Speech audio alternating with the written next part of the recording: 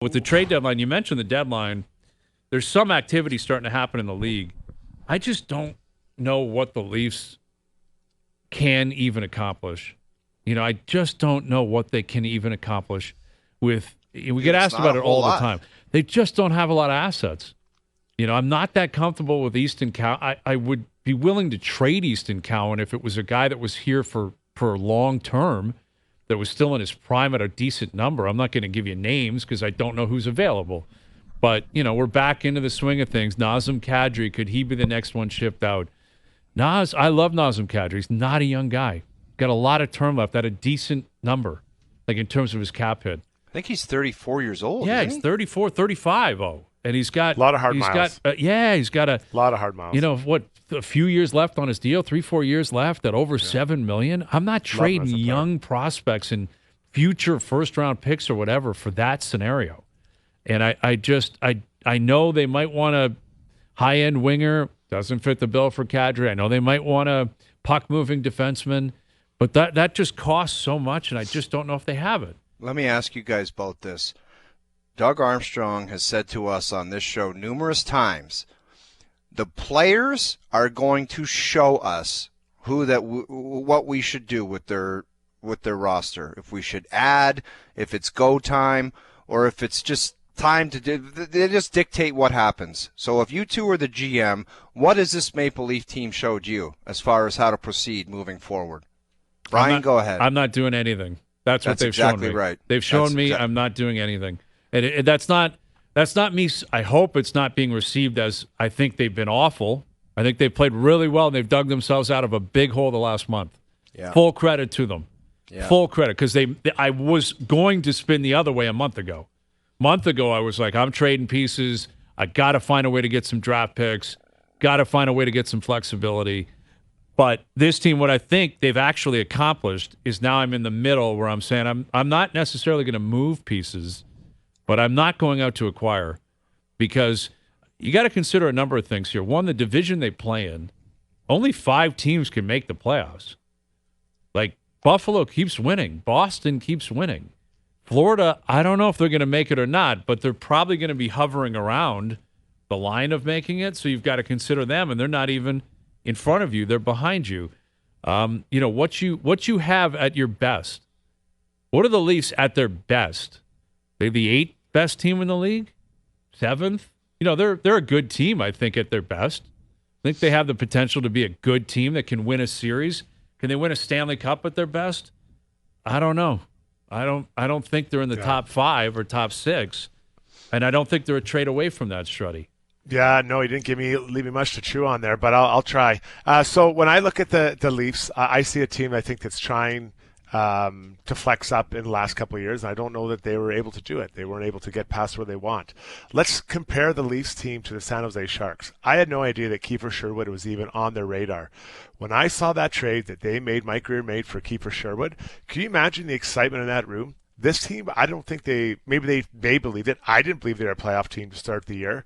They've come out, and to your point, Hayes, they've exceeded what I think most of us would have thought the Sharks were going to do. So what does he do? The GM goes out and rewards him. Hey, we're bringing this guy in. Yeah, they're going to try to sign him to an extension. I get that. But you're thrilled and excited to get that in there.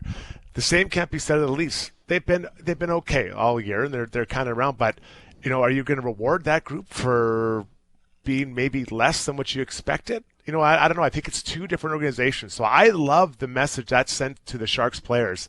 What was it on a couple days ago when yeah. Kiefer Sherwood went in. I loved it for them. I'm excited for that team. The Leafs are a different story.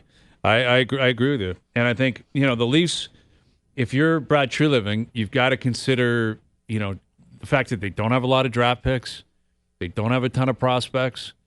And, is this your time to strike? Maybe you reset in the summer, But the way the NHL moved last summer, too, I think would scare me as well. Like, there wasn't a lot of movement. Like, how many guys are going to be available? Dude, what is out there for movement?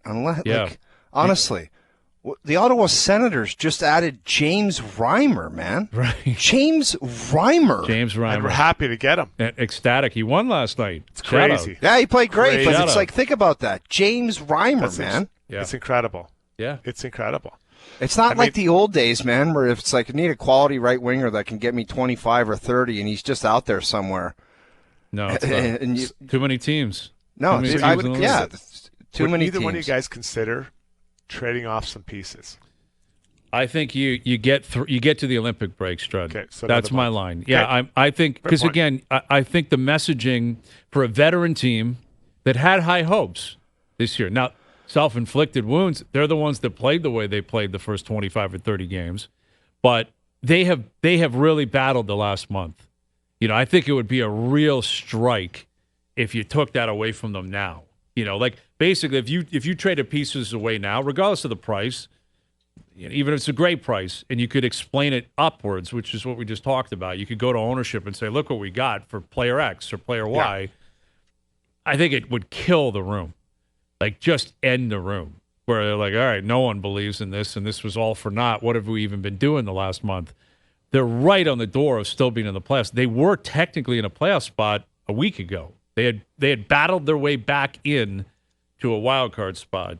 So I give it to the break. I certainly get through this homestand and let them effectively determine what you're going to do. I don't see anything happening. I guess what I'm trying to get to is I'm not sure the Leafs are going to do anything between now and the deadline that is going to make me think you got to go all in. Yeah, or all in particular. Oh, I could see the other way. You know, you lose 4 or 5 in a row. Okay, time to reset. You know, now you're 5-6 points out of a wild card spot. You got to jump teams. Not your year. Injuries racking up. Let's try to reset the books here. Let's try to bring in some pieces. Tough pill to swallow, but it's a reality. I don't see a scenario between now and the deadline where it's like you got to really go all in. Dude, but you just mentioned it, Brian. You can't go all in with no assets. Well, that's another good point. Like, you could trade the 2028 first rounder, 29 first rounder, but then you're really getting into dangerous territory. Let me throw this out. Would you be willing to make a swap of a more defensive defenseman for a more offensive defenseman? If he's out there. You're talking Dougie Hamilton or something like that? Yeah.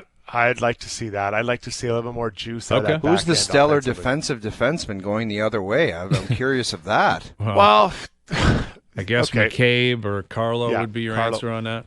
Like, I think those two guys would have value, a lot of value. I think they need more juice out of their back end, puck movement, a little more speed back there.